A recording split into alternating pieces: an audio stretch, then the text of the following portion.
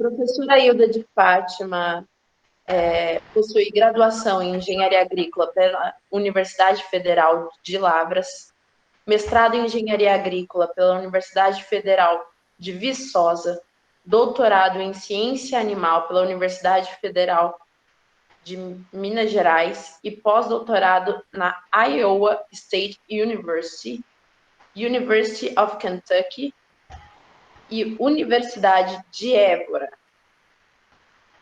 Université d'Église de France, perdão, professora.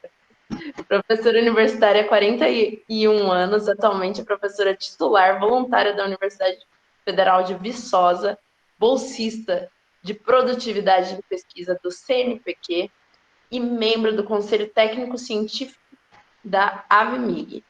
Tem experiência na área de engenharia agrícola, com ênfase em engenharia de construções rurais e ambientes, atuando principalmente nos seguintes temas: conforto térmico e sistemas de ar-condicionamento ambiental, ambiência, instalações e sustentabilidade na produção animal, qualidade do ar, bem-estar animal, resfriamento, adiabático, evaporativo e outros.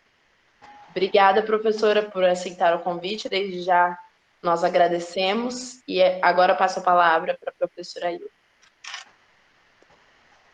Eu que agradeço, Maria Luísa. Inicialmente, eu gostaria de agradecer a todos pelo convite, a professora Mileia, a professora Jaqueline, enfim, a professora Gisele, que não está aqui, a todos da UFLA, e o professor Luiz Gonzaga pelas palavras, né, todos velhos conhecidos, a gente agradece muito, eu me sinto muito honrada pelo convite, estar fazendo a abertura desse evento. Eu sei o quão importante isso é para todos os estudantes, não só para os estudantes, para a engenharia agrícola como um todo, esses eventos dessa natureza. Então, fico muito honrado realmente pelo convite e agradeço a todos os colegas que, por isso e pelo estímulo e incentivo aos petianos e à engenharia agrícola como um todo. Estou muito grata, realmente. Eu me sinto muito à vontade de estar trabalhando aqui, de estar fazendo essa apresentação, porque, como foi falado pela Maria Luísa, eu sou formada na UFLA, sou da segunda turma de engenharia agrícola da UFLA, quando as pessoas, às vezes, nem sabiam exatamente a que o curso iria servir. E isso foi em 80, eu formei em dezembro de 80, então já tem realmente 41 anos, né? Então, a gente fica muito honrado com isso, muito feliz, e eu falo isso com muita tranquilidade para os estudantes de engenharia agrícola, vocês nunca estiveram roubados, vocês escolheram a melhor profissão do mundo, no meu entendimento, e eu acho que a gente vai tentar colocar isso aqui, tá? Bom, eu vou começar a minha apresentação.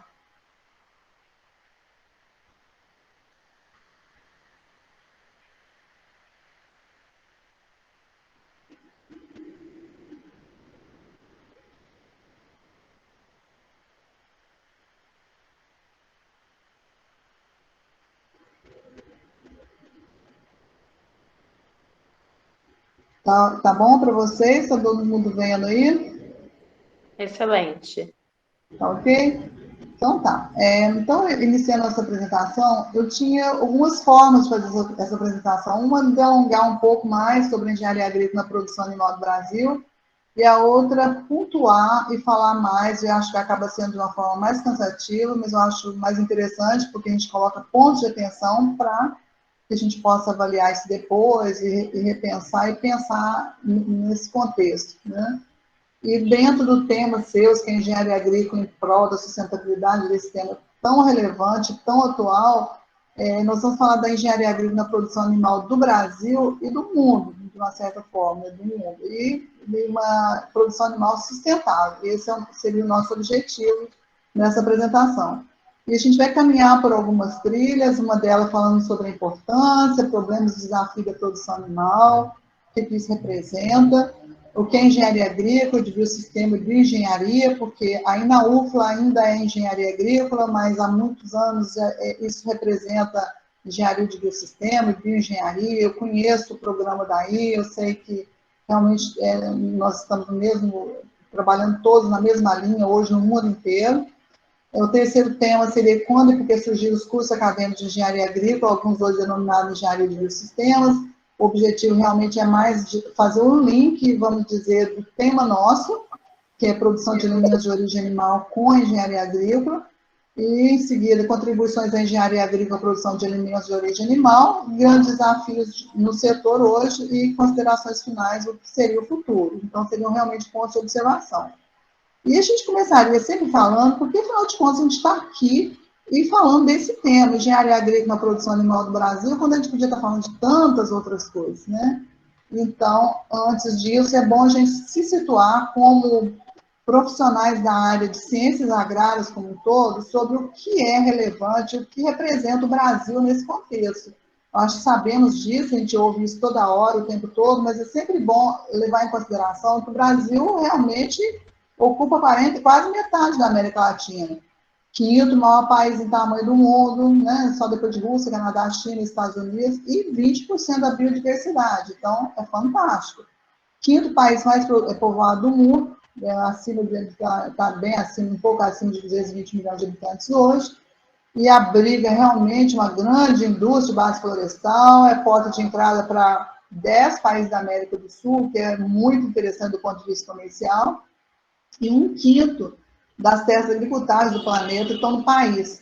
E é um dos maiores produtores de alimento do mundo. Isso não é uma brincadeira. Então, nós não estamos falando de algo modesto. Quando a gente fala em ciências agrárias, em produção de alimentos no Brasil, a gente não está falando de pouca coisa. A gente não tem que ter nenhuma modéstia com relação a isso. A gente tem que ter muito orgulho, levantar o peito assim, com muito orgulho e dizer, realmente, nós somos os melhores do mundo. Espera-se que em 2050 o Brasil esteja contribuindo com quase 50% do fornecimento de alimentos para o mundo. Hoje a gente é responsável por 16%, em torno de 16% de toda a parte de carne que vai para o mundo inteiro. Então é fantástico isso, né? Então não existe modéstia na situação da gente. E quando eu penso em produção de alimentos de origem animal, na parte de produção animal, também não somos nada modestos. O Brasil é um dos maiores produtores e exportadores de alimentos de origem animal do mundo. Maior exportador de carne de frango, já tem uns 2 anos ou 3. Carne bovina, batemos o recorde de alguns países, Canadá, já há bastante tempo.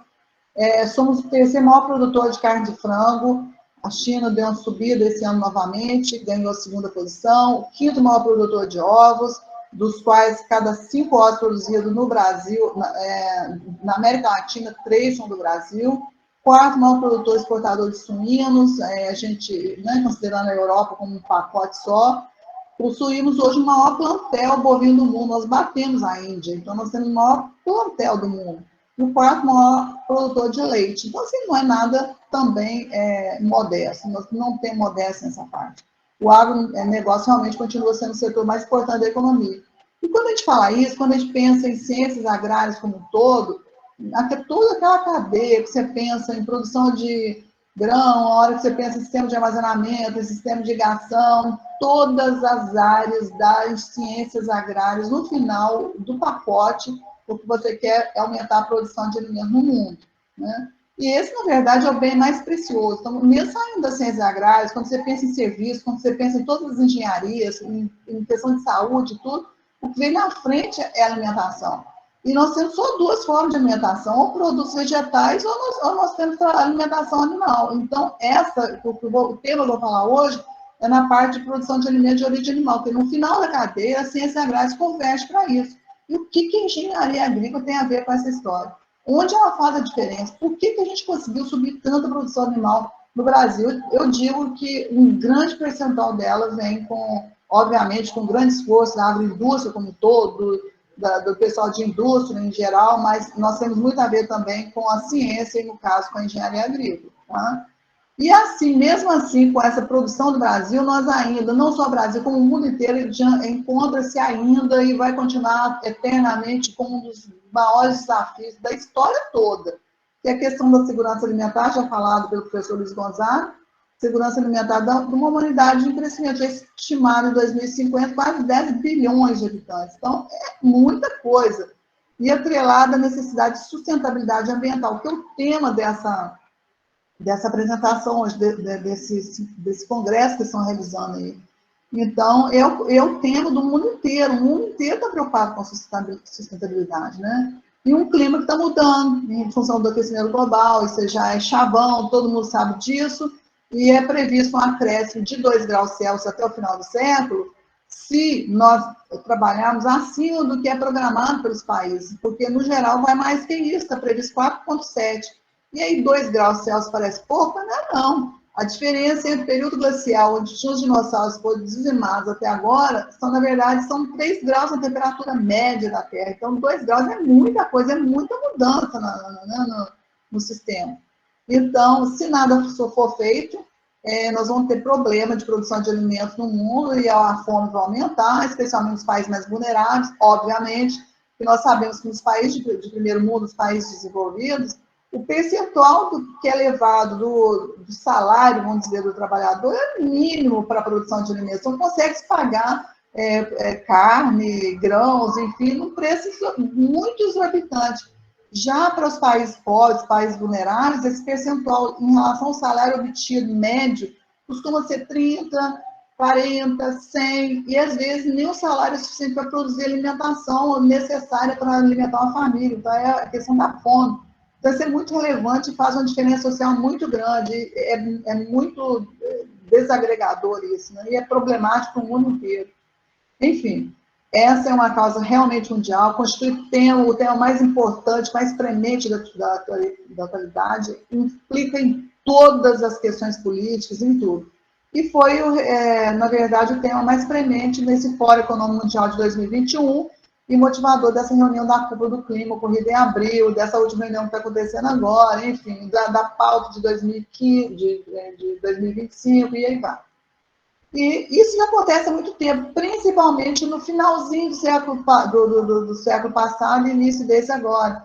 Foram todos esses eventos na área de produção animal, nas áreas em geral, que é a segurança alimentar associada ao desenvolvimento sustentável. Uma coisa tem que estar extremamente ligada à outra. Não tem condição de fazer desenvolvimento sustentável sem segurança alimentar. E essa segurança alimentar, baseado vamos dizer assim, nessa forma de descrever, de definir a sustentabilidade, que é o tema desse evento, é um modelo econômico, político, social, ambiental, que vocês já estão ouvindo toda hora falando, satisfaz as necessidades das atuais gerações, sem comprometimento das demais, das futuras e tal, né?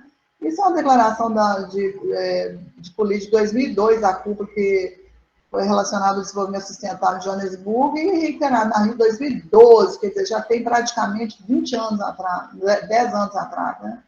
Então, mas, enfim, não tem condições de fazer se eu não trabalhar com a eficiência econômica associada à responsabilidade social e segurança ambiental. Não é uma brincadeira, isso não é um jogo, não é um jogo de tabuleiro nem nada, isso é uma matemática pura, simples, né? Uma coisa tem que estar ligada à outra. E a demanda mundial por proteína animal, que é advinda da alimentação animal, são de 270 milhões de toneladas no mundo. Isso hoje, segundo a FAO de 2019, quer dizer, 2 anos atrás. E a demanda para 2050 estimada é 470 milhões, quer dizer, praticamente o dobro, né? Como é que nós vamos fazer isso? Então, caso contrário, vai haver escassez de proteína de origem animal no mundo. E qual o grande entrave a esse desafio? Bom, um grande entrave é que 1/3 da terra já é usada para produzir ração animal. Isso eu digo terra cultivada. Então, 1/3 da terra cultivada é para produzir ração animal, ou seja, nós estamos dando um valor agregado, pegando grão e dando valor agregado para produzir proteína animal, que é, vamos dizer assim, mais valoroso do ponto de vista alimentar, né? Mas isso compete por terra, água, energia, trabalho, e as mudanças climáticas vêm prejudicando isso, pressões socioeconômicas. Já se fala, não pode produzir gado, porque tem questão toda de aumentar o pasto. Tudo está certo, mas nós temos que produzir alimento, senão eu vou ter que mudar o hábito alimentar. E a mudança de hábito alimentar realmente seria uma opção? Mudar o hábito? Bom, aí tem os nutricionistas, tem os médicos, tem um grupo todo que fala que os vegetais carecem de alguns aminoácidos importantes para o organismo, tais como triptofano, metionina, que aí você teria de fazer na verdade, oferecer isso em forma de vitamina e tudo mais, porque se precisa disso, os vegetais não fazem isso muito bem. E a outra coisa que eu tenho que levantar não é tão simples. E a segunda coisa é que como eu vou mudar o hábito alimentar da humanidade. Olha, há 2 milhões de anos, quando você vai lá no A Very Short History of the World, ou quando você vai trabalhar em fazer uma pesquisa, você vai ver que tem dados que mostram que há 2 milhões de anos atrás, os homens, que já lá naquela velha história, viviam na África, eram poucos, alimentavam de pano, começavam a comer carne. Em 20 mil anos antes de Cristo, o homem já se encontrava em todos os continentes, então já tinha aberto para o mundo, mas ele se distribuiu mais, onde era mais fácil. Alimentos em geral, incluindo a caça, então já comiam carne. E por volta de 7 mil anos antes de Cristo, as primeiras espécies de animais foram domesticadas, então já com objetivo de produção de alimentos de origem animal. Me diga, como eu consigo mudar o hábito da humanidade? Então, assim, não é assim tão simples, além de eu ter que fornecer algo artificial, não é tão simples. E com isso, o Brasil tem feito a sua parte. O Brasil é um dos maiores produtores e exportadores de alimentos de origem animal do mundo. É um produtor de bovinos, nós já colocamos isso na lâmina anterior. Somos os maiores produtores, exportadores de carne bovina do mundo. Nós somos o segundo maior exportador de carne de frango, e aí vai, né? Então, somos modestos e já ocupamos 3,4% do total mundial de exportação. Então, quer dizer, praticamente 15% de toda comida de origem animal que vai para o mundo, distribuído no mundo, vem do Brasil. E isso está no crescente, mesmo com essa pandemia, com essa coisa, houve um crescente. Nós, inclusive, conquistamos novos mercados em relação a isso, né? Então, a participação do Brasil no mercado mundial de alimentos é fantástica. O agronegócio brasileiro já alimenta hoje uma população de praticamente 4 vezes a população inteira do Brasil. Enfim, o Brasil faz isso, mas produzir animais em escala industrial para a produção de alimentos sempre foi e será um desafio muito grande. Porque é aquela história. Sistemas de produção animal, nós estamos trabalhando com sistemas biológicos, eles são suscetíveis a uma série de coisas, eles são complexos, eles têm muitas variáveis físicas e biológicas potencialmente relevantes, né? E aí pode acontecer fenômenos imprevisíveis. Por exemplo, nós estamos numa pandemia que eles atribuem, por exemplo, a uma alimentação equivocada, essa é uma das teorias, né? Seria essa alimentação equivocada da China, sei lá, né? Então, diante das teorias todas, essa é uma. Então, gera novas vulnerabilidades. Então, uma das primeiras coisas que acontece é a redução da potencialidade genética das espécies. Por exemplo, gado de leite produz muito na Europa, produz mesmo no Brasil, por causa de condições climáticas. Aparecimento de novos patógenos que se desenvolvem melhor em climas quentes e temperados e úmidos, e aí vai. Disseminação de bactérias, enfim, uma série de problemas que afetam, de uma certa forma, a segurança do alimento. Não só do ponto de vista de qualidade do alimento em si, como também da distribuição desse alimento na sociedade. Um exemplo recente, a China, em 2019, a peste suína na China. A China é o maior produtor de suínos do mundo.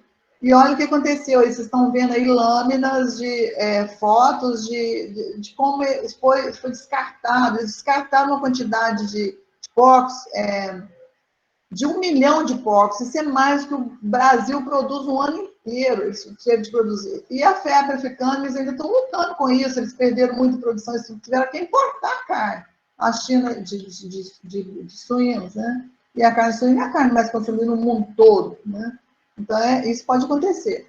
Ou seja, produzir alimentos de origem animal não é tema para amadores, não. Não é para qualquer um. A atividade de produção animal, ela demanda especialistas, que atuam simultaneamente, tanto nas biologias, porque nós estamos trabalhando em sistemas biológicos, como na área das engenharias, que é a ciência que faz acontecer, que diagnostica e que dá conta do recado, e trabalha com isso.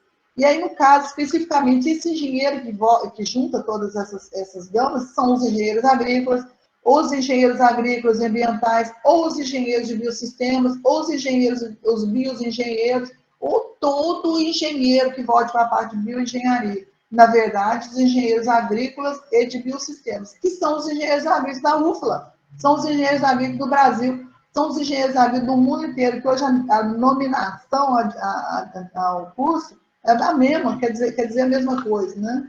E por que engenheiros? Porque engenharia é o ato de engendrar, de materializar, de fazer acontecer os anseios e as necessidades da humanidade. Engenharia por si, né?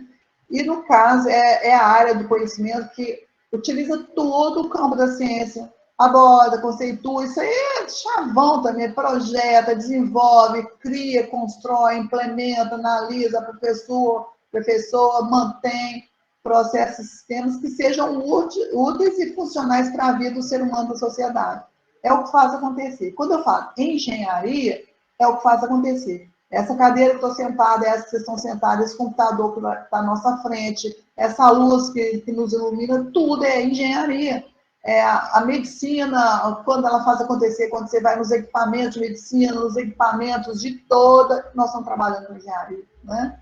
Então, engenharia é fantástico. Eu sou suspeita para falar, mas por que engenharia agrícola ou de biossistema na produção animal? Porque, na verdade, no campo, no vasto campo da maravilhosa engenharia, é aquela que integra ciência e projeto de engenharia, assistências biológicas e ambientais exatas e agrícolas, para resolver problemas envolvendo sistemas biológicos, tá bom? Então, seria a produção animal.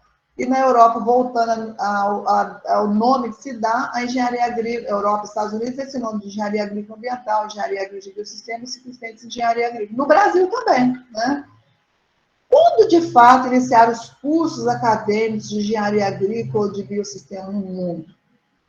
Eu estou dizendo aí curso acadêmico, porque a ciência de engenharia agrícola de biossistema remonta lá de trás, lá de sei lá quantos milhões de anos antes de Cristo, tá? Já se fazia engenharia, nós somos engenheiros, nascemos engenheiros, todo mundo é engenheiro de uma certa forma, né? É questão de sobreviver.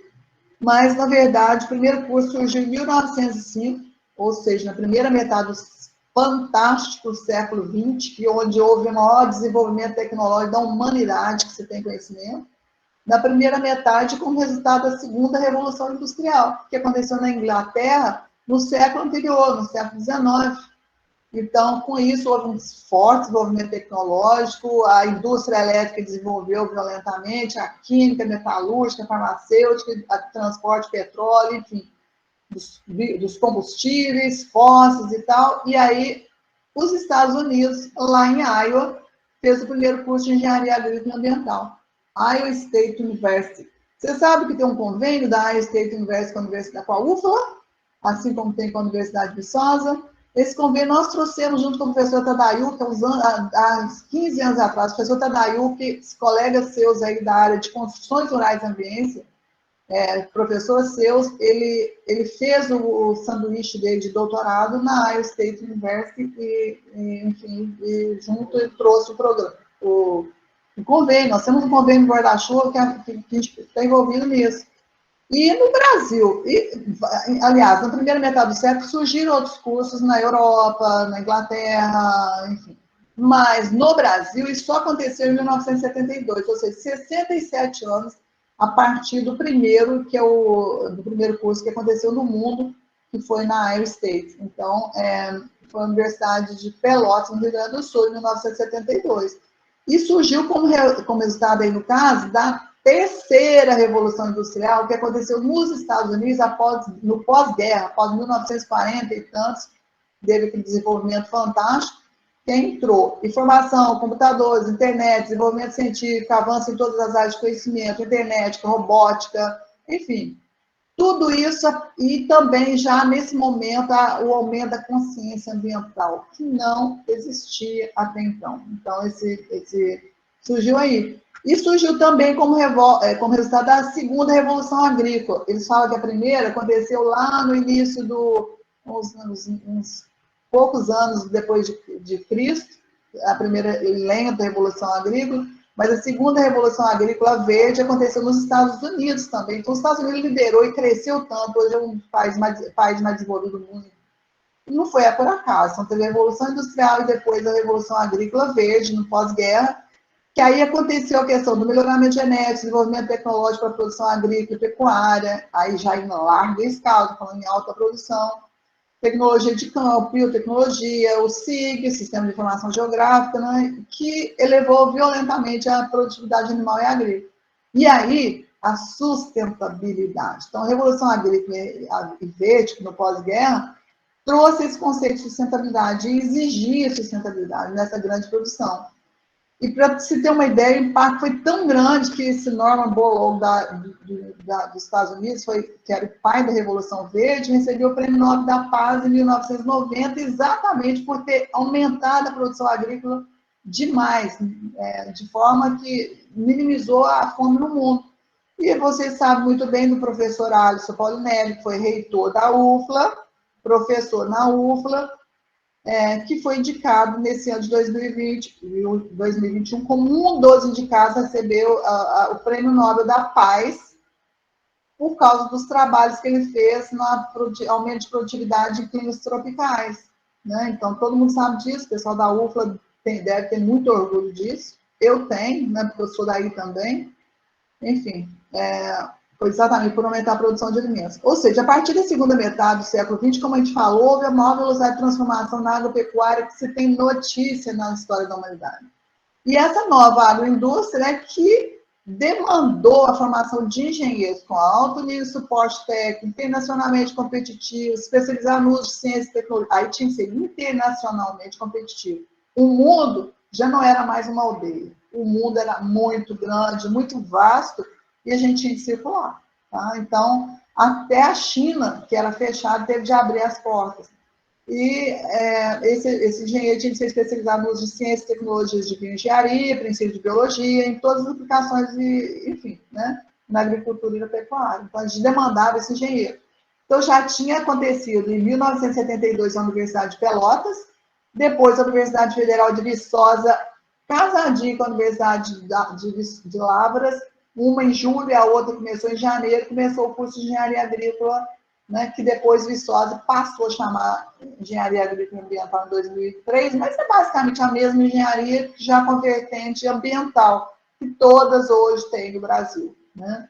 A Universidade Federal de Lavras eu destaquei em amarelo, em 75, eu sou da turma de 75, julho de 75, 76, desculpa. Em 75 inaugurou, entrou a primeira turma em janeiro de 76, eu acho. A professora Milé, sabe que a professora Milé escreveu um livro maravilhoso contando a história da engenharia agrícola. Fantástico, né? Agradeço muito a professora Milé por ter feito esse trabalho de contribuição para a engenharia agrícola. E aí vai a Universidade de Campinas e por aí afora, né? E todos eles, vocês estão vendo em vermelho aí, algumas já nasceram como engenharia de biossistema, outras, eu destaquei em amarela em 2009, foi o professor Romer Savastano, foi o primeiro na Pirassununga, UFLA, UFV, Engenharia Ambiental, e hoje já tem alguns já são de Engenharia Agrícola e Ambiental, enfim, mesma coisa. Que contribuições trouxe a engenharia agrícola e biossistema, voltando ao tema, a produção de alimentos de origem animal no século XX ou XXI? Voltando, relembrando que alimentos de origem animal e alimentos de origem vegetal, final da cadeia da grande ciências agrárias. Final da cadeia da humanidade, todas as ciências convergem para atender o homem, e a primeira proteína da alimentação, então é muito importante, né? Então, o que foi? Bom, as contribuições foram engenharia e biotecnologia e melhoramento genético começaram a trabalhar junto, engenharia junto com essas áreas das biociências, vamos dizer assim, e principalmente no pós-guerra. E aí com a introdução dos computadores. Então, transformou a agroindústria. Depois, grande evolução nas áreas de ambiência, instalações, sustentabilidade e bem-estar animal, que é a área que trabalhamos nós aqui, a professora Jaqueline, a professora Gisele, eu, o professor Tadayup, enfim, turma grande aí, professor Alessandro, né? Então, essa área aí que voltada para ambiência e instalações, houve uma grande variação. E depois, a aplicação de sistemas de controle e tecnologia de operação inteligente. Então, realmente, o SIG, e aí vai. E busca de soluções na área energética. Então, aí a parte de energia passou a ser muito importante. Entrou a questão da ergonomia das pessoas, enfim, né? Na indústria e enorme crescimento da produção. Isso cresceu muito a produção animal no mundo. Entrou com a produção em alta densidade, alojamento, enfim, dobrou praticamente. E aí, quando eu me reporto à área de produção animal e a parte de ambiência na produção animal, o que acontece é que na década de 80 até início da década de 90, o objetivo era só melhorar, acondicionar melhor os animais para que eles conseguissem produzir mais, tá? Maior produção e produtividade animal. Quando chegou o final da década de 90, aí já tinha realmente também de evitar risco de degradação ao meio ambiente. Produção animal gera problemas ao meio ambiente, a gente tem que evitar isso. Então, no final de década de 90 já começou isso. E quando começou, finalzinho da década de 90 até hoje, entrou ainda melhores condições de bem-estar animal e ergonomia e sustentabilidade da atividade. E essas novas nuances incorporadas a esses avanços tecnológicos não foram só demandados por iniciativa da academia, não. Isso foi demandado também pela sociedade consumidora, pelos consumidores. Isso tudo num clima que ainda está aquecendo, né? E não há discussão com relação a isso. Quando você pega os dados desde o início até agora, a tendência é subir, a temperatura é subir. Se ela vai descer daqui uns 1.000 anos, 2.000 anos, não sei, mas ela está subindo agora, se ela vai voltar a descer, né? Mas nesse momento ela está subindo, e vai ser assim por muitas gerações. Então nós temos que resolver esse problema. E quanto pode piorar, pode chegar a aumentar a temperatura média em torno de 4,1 até quase 5 graus, isso é demais, né? E segundo as atuais políticas, alguns acreditam que o homem interfere, outros não, isso não cabe aqui discutir, mas chegaria em torno de 2, 3 graus, e seguindo as atuais promessas, em torno de 2 a 3 graus. É muita coisa, né? Então a gente tem que conviver com isso. E as mudanças climáticas realmente afetam a produção de alimentos de uma forma, todos os alimentos, mas a produção animal, basicamente, afeta negativamente a quantidade, custo, disponibilidade e conservação de alimentos para alimentar os animais que vão virar alimentos, né? E isso acontece via diminuição de terras agricultáveis. E afeta a homeotermia do animal. Então, os animais homeotérmicos, se alguém não fez construções rurais, vai fazer, vai entender que isso é extremamente relevante, como é relevante para a gente não consegue trabalhar em temperaturas acima da de conforto muito bem, então afeta o desempenho produtivo e reprodutivo. E predispõe os animais em geral, como predispõe a gente, quando estamos fora do nosso ambiente de conforto, a doença e mortalidade. Por outro lado, a atividade de produção animal também influencia o ambiente, então também tem um grande potencial de geração de impacto ambiental, produção animal intensiva, pode degradar recursos naturais, pode a água, ar, enfim. E altera propriedades físicas e químicas biológicas do meio ambiente. Então, produz a poluição, e às vezes essa poluição é muito severa. E esses impactos ambientais podem afetar o clima, por sua vez, modificando também, né? E a forma como o animal pode impactar o meio ambiente é bem simples de entender. Via água, de forma quantitativa, quando você gasta água demais para os processos de produção animal, por exemplo, água florestal, enfim, de alguns sistemas aí, de forma qualitativa, quando você joga resíduos e contamina solo, e do solo vai contaminar águas subterrâneas, superficiais mesmo, o próprio solo também contaminando pelos resíduos, né? E, enfim, né? Excesso de minerais, no caso de produtos de alimentação, enfim. E o ar, por formação de amônio, gás carbônico, monóxido de carbono, enfim, tudo isso aí que vocês vêm falando toda hora. E o que eu faço para minimizar esses problemas, né? E mitigar, tentar reduzir isso para a produção animal no Brasil? Bom, aí vem aquele velho chavão da sustentabilidade. Qualquer lugar do mundo que eu esteja tratando, mitigar impactos ambientais de uma atividade significa promover o desenvolvimento sustentável. Isso não é fácil, não, né? E para ser sustentável, a produção animal deve atender importantes exigências em 2 momentos. Uma, antes de implantar a atividade, estudo de necessidade, diagnóstico ambiental. Então, quando eu vou fazer um grande projeto de bovinos, de suínos, eu não falo de bovinos, eu falo de bovinos em todas as esferas, desde um produtor que tem lá 10 vacas para produzir leite, até um produtor que produz 3.000 litros de leite por dia, 100 mil litros de leite por dia. Tem produtores no Brasil produzindo 100 mil litros de leite por dia, ou mais. Tem gente aí produzindo, está engordando, ao invés de engordar 300 bovinos, ou 10 bovinos, 20 bovinos, 300 bovinos, está 3 mil, não, está 100 mil bovinos, 120 mil bovinos. Não é uma brincadeira o que acontece na agroindústria. Então, isso realmente tem um impacto grande, né? Então, Eu tenho que cuidar antes desses projetos e após a implantação da atividade, plano de gestão ambiental. Isso tudo é uma gama violenta de trabalho, é muito austera, e ela tem que ser feita. E ela tem pressões internas e externas para exportação, para importação, o próprio mercado cada vez mais exigente em relação a isso, mercado consumidor. Mesmo nós, que há pouco tempo atrás não ligávamos, hoje já ligamos, já olhamos isso nas gôndolas do supermercado. Mas isso tudo é regido pelas pressões regulamentares, legislação ambiental, trabalhista, enfim. As pressões sociais, aumento do consumo consciente, crescimento da cidadania, enfim.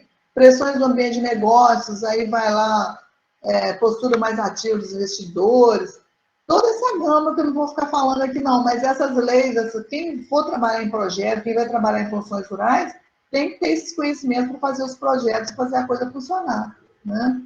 E essas atuais demandas, elas também passam pelos consumidores, aí porque está preocupado. Primeiro, com a segurança sanitária do alimento, aí, nesse caso, está regulamentado pela Organização Mundial do Comércio, como organizações grandes, a FAO, que é a nível mundial, a Organização Mundial de Saúde, e não pensem que isso não está sendo observado. Está sendo observado, sim, né? Então, muitas vezes, os poderes não são muito regidos para os pequenos produtores, em pequenas cidades, em pequenas comunidades, mas esse registro já é muito vistoriado por tudo, né? E a segurança alimentar relacionada não só à qualidade do produto, como dissemos, mas preocupada em se produzir muito animal, por exemplo, em determinada região, talvez falte grão para o consumo humano, ou eu vou ter que exportar esses animais a um preço exorbitante, e eu não consigo vender essa carne animal a um preço competitivo ou adequado para a produção da população local. Então, isso tudo é segurança alimentar. E essa sustentabilidade aplicada à produção animal, ela tem que seguir aquelas questões todas, ela tem que ser ecologicamente correta, socialmente justa, culturalmente aceita e economicamente viável. Se não for viável, não vai adiantar, né? É um romantismo que não funciona, né? A sustentabilidade aplicada à produção animal, ela envolve todas essas regras, e essas regras são cuidadas, na verdade, pela engenharia agrícola e ambiental, como por todos os órgãos participantes desse processo todo. E na engenharia como um todo, que aí envolve não só a engenharia agrícola e ambiental, mas a engenharia hidráulica, e as engenharias todas voltadas para outros campos da engenharia, estão relacionados aos recursos hídricos, que eu tenho que observar, recursos florestais, solo, uso não racional da terra, ambiente aéreo, contaminação visual e auditiva, tem a ver aí com a questão arquitetônica, manejo de resíduos, aí vem engenharia sanitária, engenharia agrícola mesmo, engenharia civil, todas as engenharias. A questão da segurança energética envolve todo mundo também, a segurança alimentar já reportada, a ergonomia, laboral, tanto do trabalho dos trabalhadores, né? Bem-estar animal, que é muito visto hoje, e são regulamentados por leis internacionais, quando eu estou trabalhando em exportação, e pelo Ministério da Agricultura, Pecuária e Abastecimento. Não é simples, né? Então, quando eu pego um desses parâmetros, por exemplo, a questão da sustentabilidade ambiental, não é simples. Como que eu vou produzir animal de forma economicamente viável, sustentável? Por um lado, seria melhor eu criar animais soltos, por exemplo, aí no caso, eu estou falando de avicultura, né? Avicultura. Vou mexer com esse sistema mais aberto, free range, alguma coisa desse estilo, vou trabalhar com sistemas intensivos. Se eu for pensar em bem-estar animal, vou trabalhar com sistema mais aberto, mas o quanto vai me custar essa ave aí? Quanto vai me custar essa carne? Ou ovo produzido em sistemas abertos? Qual cliente vai pagar por isso? Então, eu tenho que ter o cliente para isso. Mas e para o Brasil? E para as populações mais pobres? Não digo para o Brasil em geral, mas para as comunidades mais pobres, e para os outros países. Se eu produzir um frango caro, assim eu vou ter, a população mais pobre vai ter acesso à alimentação.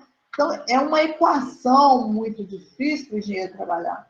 E isso é que está o segredo do sucesso, né? Estou colocando aí Vygotsky, Pandorf, foram os primeiros que chamaram a atenção, primeiros não, que trabalharam bastante com isso, então são mais antigos, mas exatamente para prestar uma homenagem a todo mundo que vem trabalhando com isso há mais tempo.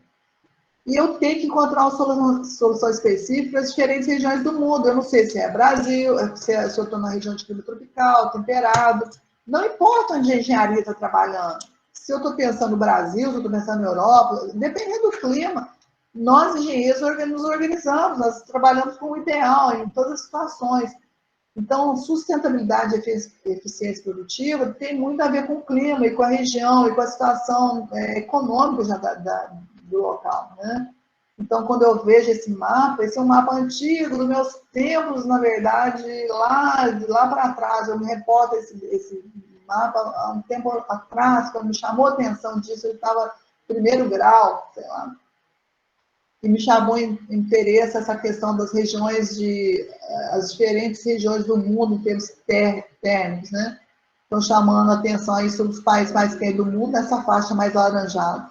O Brasil está localizado aí, né? Brasil, a Austrália, a África, e para cima estão as regiões com grande amplitude térmica, ou seja, lá nessas regiões mais ao norte, mais próximo do Polo Norte, nós temos situação em que o país sai lá de menos 30, menos 40 graus, vai a 40, 45, 50 graus, depende, então amplitudes muito grandes. Então, ao longo de um ano, varia muito a amplitude térmica. Então, a situação, a forma como o engenheiro vai trabalhar nas regiões é completamente diferente da forma como as regiões de climas temperados trabalham. Desculpa, tropicais, subtropicais, que é o caso da Brasil, África e Austrália trabalham. Então, porque nossa amplitude é pequena, a gente sai lá, por exemplo, de menos 1 grau, menos 2 graus Celsius, uns 2 dias do ano, 3 dias do ano, e chega lá 30 e tantos, 40 graus nos dias mais quentes do ano, ou seja, regiões que estão sempre mais quentes, mas com amplitude pequena, então nós temos que ser menos agressivos nos paramentos, nos fechamentos, nos isolamentos, podemos economizar muito nisso. Então, ao contrário do que se pensa, acondicionar termicamente em regiões quentes, embora calor é algo difícil de lidar, acaba sendo, ao longo de um ano, mais barato em termos de economia de energia do que regiões de grandes amplitudes térmicas. Por que, então, eu vou usar essa metodologia para as condições do Brasil? Enfim, então essa foi a mudança, a grande mudança que o grupo fez no Brasil. Então, eu entendo que sabemos, nós no Brasil, nós engenheiros agrícolas do Brasil, nós sabemos lidar muito bem com os acondicionamentos térmicos para as condições de clima tropical. Melhor do que a turma dos ambientes de clima temperado, né? Então, essa situação do Brasil, país de clima tropical e subtropical, com as temperaturas basicamente não oscilando demais ao longo do ano. E aí vem a pergunta, tem a indústria de produção animal, essa grande indústria do Brasil, ou de climas tropicais e subtropicais, sabido escolher e manejar adequadamente as melhores soluções para as condições de clima tropical e subtropical? Nós sabemos disso? Não. Sim, é uma pergunta difícil. Temos sabido fazer, estamos fazendo, buscando fazer, mas ainda se comete muitos erros mesmo, né? Então, onde que a gente falha mais no Brasil e em alguns países de clima quente?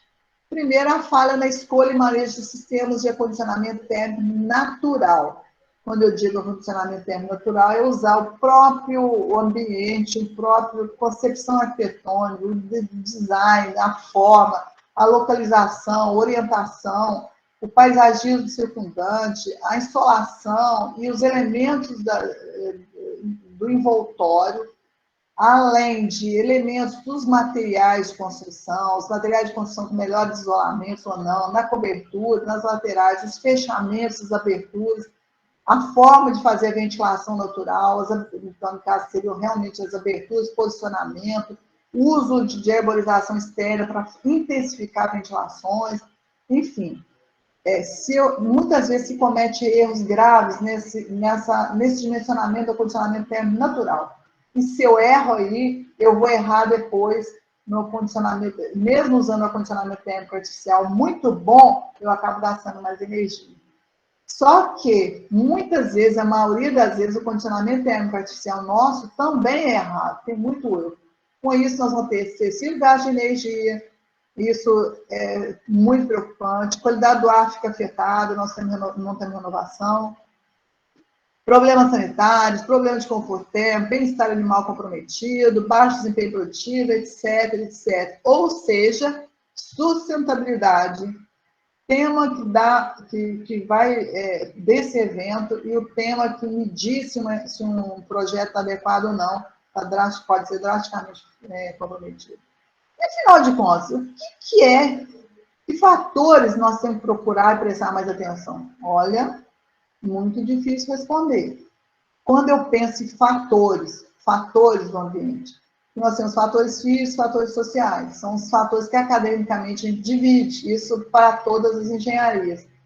Os fatores são muitos, e eles combinam entre eles e dão respostas diferenciadas. Eles afetam o ambiente de criação, eles afetam não só um ambiente normal, mas os ambientes habitados, porque os animais, nós temos os animais ou vegetais, se for caso de vegetação, não importa. O usuário é um ser biológico, então ele desenvolve uma série de efeitos também que altera o próprio ambiente. Então, dentro dos fatores térmicos, temos fatores térmicos, temperatura, umidade, radiação, enfim, o aéreo, qualidade do ar, ionização, secundários, som, gravidade, pressões atmosféricas, altitude, longitude, cores, relevo, tudo isso influencia os fatores físicos do ambiente. Fatores fotopriores fantasticamente interferem em produção de ovos, ganho de peso, maturidade sexual, intensidade e qualidade de luz.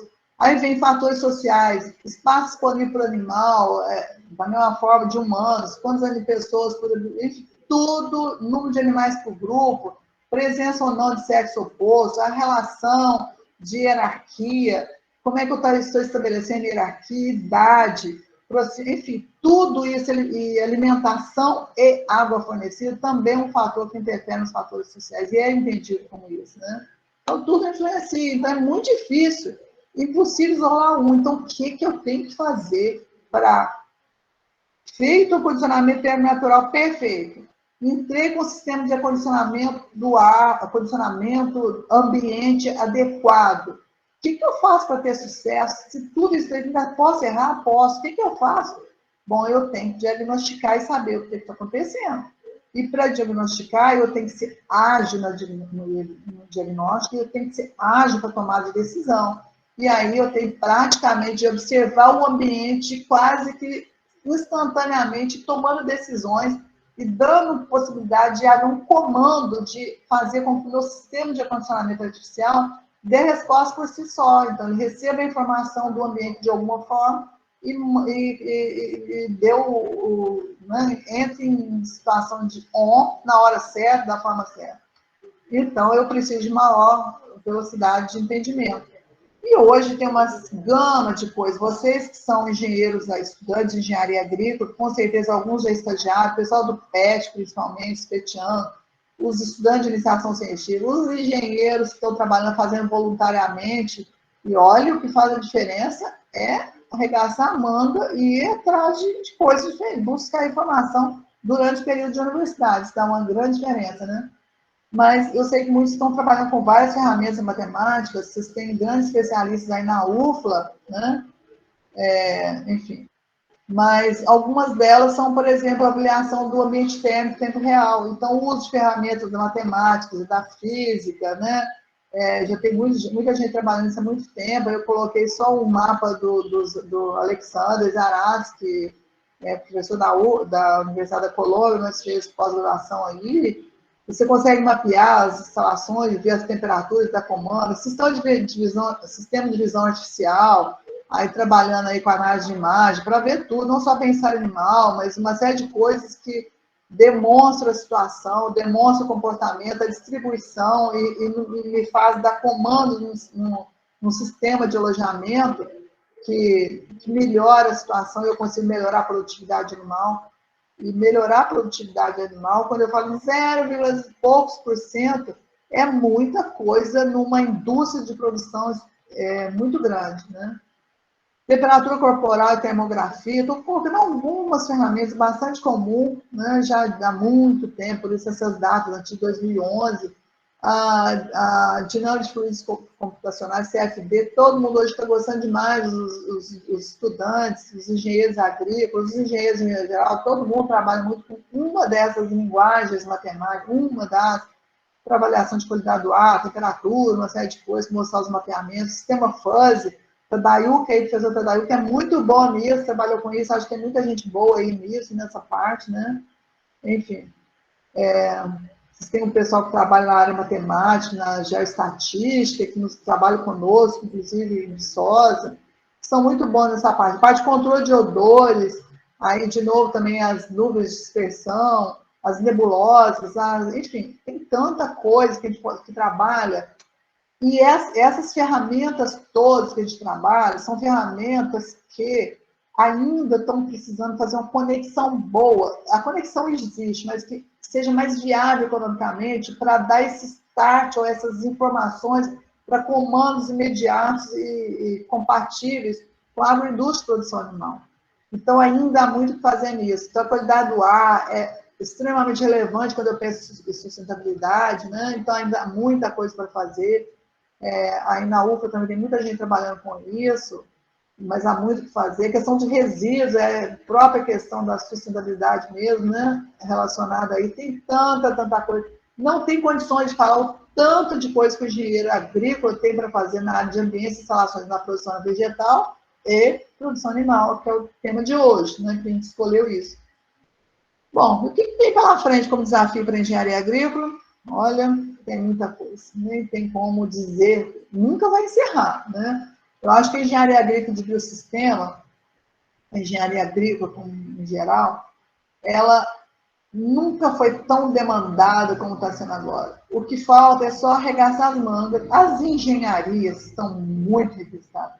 Falta só arregaçar a manga, olhar, ter um olhar aberto para outras coisas, enxergar oportunidades e porque é muita coisa que você tem para fazer, né? E principalmente condições de climas tropicais, tropicais e subtropicais, porque ainda tem muita coisa para fazer no mundo inteiro. Por exemplo, a parte de qualidade do ar, qualidade do ar, nós já sabemos, você vê lá a informação, a emissão é tanto, olha, aquela forma de avaliar, nós estamos ainda montando banco de dados do mundo. Não pense que os Estados Unidos já tem um banco de dados formado e confiável, que a Europa tem um banco de dados confiável, que a metodologia, que as metodologias estão desenvolvidas e perfeitas, não estão perfeitas, nós temos muito que trabalhar. Por isso que acho que a gente tem muito que fazer trabalhos fora, em outros países, né, na Europa, nos Estados Unidos, aprender com as tecnologias, que são muito bons nessa parte, tem excelentes laboratórios, e buscar e trazer para cá, ou se manter, não importa, mas assim, a gente trabalhar montando mais bancos de dados para a gente ter absoluta certeza, que ninguém tem, né? Nós estamos formando ainda, como estamos ainda tentando entender climas, tentando entender tudo, né? E o que vem pela frente, aplicado à produção animal, eu acho que a gente teria muitas respostas, mas só para a gente imaginar, nós já estamos a bordo da quarta revolução industrial, né? Segundo Klaus, né, já em 2012 falava, né? E que é uma nova revolução tecnológica. Hoje os meninos estão falando assim, impressão 3, né? Enfim, tudo já está fazendo tudo de forma já pensando nisso, né? Então, é realmente uma nova revolução tecnológica, ela transforma tudo, vem mudando a vida, a indústria dos próximos anos. Na verdade, é como se eu fizesse um volume de dados tão grande que o mundo digital consegue trabalhar de tal forma a tomar decisões para ajudar o mundo biológico, que somos nós, né? Então, como se o mundo digital, o mundo físico são as coisas, e o mundo biológico somos nós, nos fizéssemos a interação, né? E a Revolução 4.0, vocês viram, a segunda e terceira Revolução Industrial, foi tão dinâmico, mudou tanto. Agora a Revolução 4.0 potencializará, na verdade, as outras, que vai fazer isso, né? Então, é entendido ou subentendido como uma nova fase da humanidade, né? Funcionado por um conjunto de tecnologias disruptivas, enfim, robótica, inteligência artificial, impressão, 3D, biologia sintética, né? e tal forma que a internet vai ser conectada à vida humana, mais ainda do que está, né? E só para ter uma ideia, por exemplo, um exemplo da China, já tem alguns anos, 3 anos por aí, eles já estão com esses prédios enormes, produzindo a suinocultura em prédios assim, olha, nós estamos em suinocultura um andar, né? No Brasil, 2. Já estão 1, 2, 3, 4, 5, 6 andares, cada um deles multiplicado por 2, são 12 andares, mas até 13 andares para a criação de suínos, um andar em cima do outro, que cada propriedade dessa produzindo 840 mil leitões por ano, muita coisa, né? Isso usando uma área de 11 hectares de terra. Então, quer dizer, nós vamos conseguir economizar em termos de hectares de terra. Bom, engenharia agrícola, concluindo isso aí, a engenharia agrícola de biosistema da produção animal, eu digo para vocês o seguinte, eu uso essa foto, todo mundo que me conhece sabe que eu sempre usei há décadas e continuo usando essa foto aí da SOCEG, né, que é a Associação de Proteção aos Animais da ONU. São esses gorilas aí, né, que mostram a série da expressão animal misturada com a expressão humana. Não importa a revolução industrial que a gente está vivendo, o olhar do engenheiro, do que engenha, do que faz acontecer, no caso do engenheiro agrícola do sistema, para com animais do planeta, tem que ser sempre com respeito e compaixão. A gente não pode esquecer disso. E eu encerro aí agradecendo primeiro ao PET, né, a professora Mileia, a professora Jaqueline, a professora Gisele, ao grupo, aos amigos aí, Tataruca, Alessandro, enfim, mas principalmente as professoras que me convidaram, o pessoal do PET que me convidou. De novo, eu fico muito honrado com isso, mas eu agradeço também, especialmente, aos engenheiros agrícolas e biosistemas, os estudantes colegas, que atuam na área de ambiência e instalações na produção animal sustentável no mundo inteiro. E eu coloco aí uma foto que foi feita na UFV, do penúltimo SINCRA-CIAPAS, Simpósio de Construções Rurais, Simpósio Nacional de Construções Rurais e Ambiência, e Simpósio Internacional de Ambiência e Produção Animal Sustentável, em 2016, que tem gente aqui da UFLA, nossos colegas, boa parte dos nossos colegas, estudantes, professores internacionais, enfim. O pessoal de Campina Grande foram os primeiros, fizeram o primeiro SINCRA-CIAPAS, aqui nossos estudantes do Ambiagro primeiro, que é a turma toda, e todos os SINCRA-CIAPAS, desde 2004 nós temos, e ano passado foi a vez da UFLA, né? E a UFLA tem que ser lembrada aí. Então, está aí a professora Jaqueline, enfim, a professora Gisele, a turma toda que participou, com alguns parceiros internacionais, o professor Tadayu, o professor Alessandro, os internacionais, Thomas Norton, aqui o professor Vasco vai dar palestra amanhã, e tinha mais gente aqui que está aqui, o professor Richard Gates, colega, né, enfim, a turma da UFLA, os estudantes, aí vai, né? E aos mestres, assim como estudantes, ex-alunos e colegas que atuam na área de ambientes, instalações, e eu falo da nova e velha geração que entra lá, o professor Elenilza, o professor Zé Lucíndio, que é a primeira geração, né? E aí depois vem a segunda geração, não podem falar. A terceira, já teve a terceira, e agora a quarta, e agora vocês são, sei lá, qual geração. Desde os velhos lá de trás, é uma honra, enfim, esse grupo todo junto. E a Ambiagro, que é o meu grupo, né, o grupo que a gente trabalha, no qual nós trabalhamos em conjunto com todo mundo, nós temos, você sabe que nós somos parceiros, né? O Ambiagro é parceiro da UFLA, eu considero um time só, a nossa turma é um time só, enfim, né? Mas eu agradeço muito a todas as gerações de Ambiagro, os colegas, os professores, ao meu departamento de engenharia agrícola, eu sou aposentada, Ambiagro, mas eu continuo de lá junto, eles me recebem como se eu fizesse parte do grupo, eu fico muito grata por isso. A turma da UFLA, que sempre abre as portas para a gente, então, meu agradecimento especial ao Semeagri, parabéns, pessoal, por esse evento maravilhoso, a UFLA, ao PET, a UFLA, minha universidade de formação, minha primeira universidade, eu comecei sendo professora aí, professora horista, ao Ambiagro, CNPq, FAPEMIG, CAPES, aos programas Erasmus, CAPES, FIPS, que sempre abrem portas. E aí eu fecho com a minha família, que é a força da gente, as professoras colegas casadas sabem disso, são a nossa força, os meus netos, enfim, em especial a minha amada, que eu amo realmente a minha família. E a minha sogra, que aparece aqui, que é uma segunda mãe, então a gente agradece a esse pessoal todo. E a minha universidade, que é a nossa universidade, a Universidade do Brasil, a universidade a minha primeira, segunda universidade, não sei quem é a primeira e quem é a segunda. Tem outras universidades que eu considero minha, e a Universidade de Évora, eu amo a Universidade de Évora, amo a Universidade de Florença, amo a State, amo a Universidade de Kentucky, Illinois, enfim. É o mundo, né? A gente considera o mundo, hoje o nosso mundo é uma verdadeira universidade.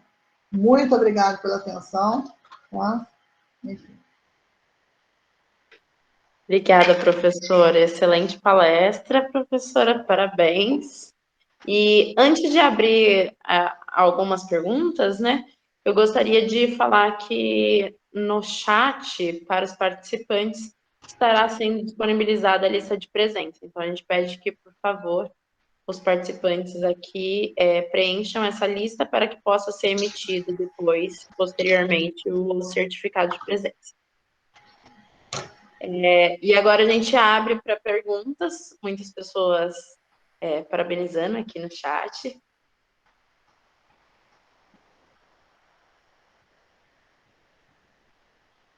Se alguém tiver alguma dúvida, aproveita a oportunidade. Voltou aí certinho, Maria Luísa? Tá certo? Fechou.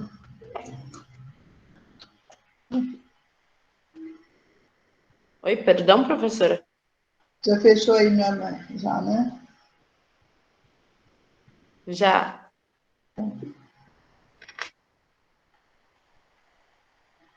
Como não há nenhuma dúvida, eu vou passar a palavra para a professora Hilda das últimas colocações e a gente encerra essa primeira palestra. Tá ok, Maria Luísa. De novo, eu gostaria de agradecer e desejar muita sorte à turma toda aí da UFLA, os estudantes de graduação, né? Se me colocar à disposição, a gente tem vocês têm meu e-mail, a gente tem nosso grupo aí, qualquer coisa a gente está à disposição, com muita alegria, tá bom?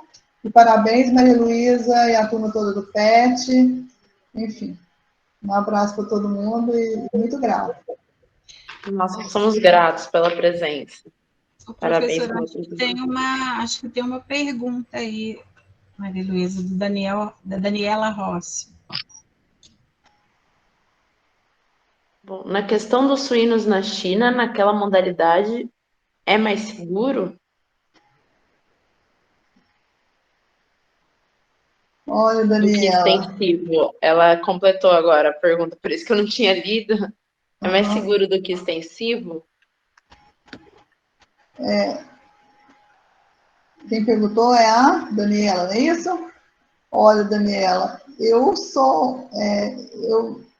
enfim, eu não gosto muito da produção animal dessa forma, não. Eu acho que, principalmente o Brasil, eu acho que a gente nunca vai chegar nessa situação.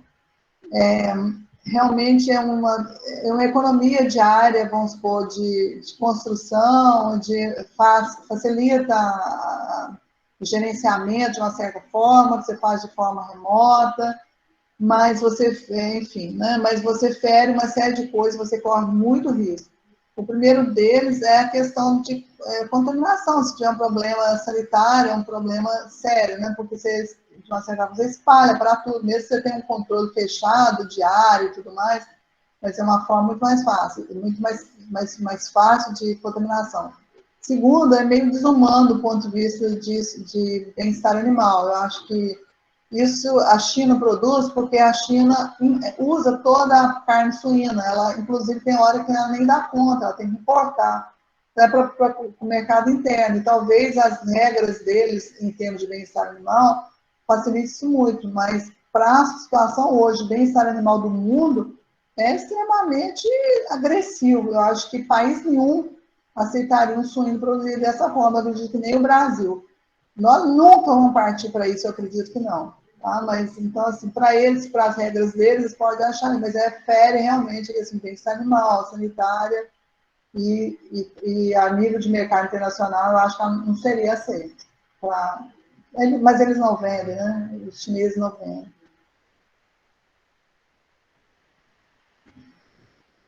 Mais alguma dúvida, gente? Talvez possa ter surgido.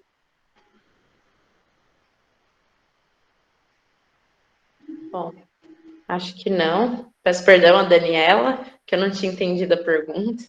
Perdão. Acho que no mais é isso. Um abraço. Muito obrigada, viu, professora? Eu que Desculpa agradeço. algum transtorno aí. Nossa, eu que agradeço. Um grande abraço para todo mundo. E sucesso ao evento de vocês aí, viu? Qualquer coisa a gente está à disposição. Um abraço, pessoal.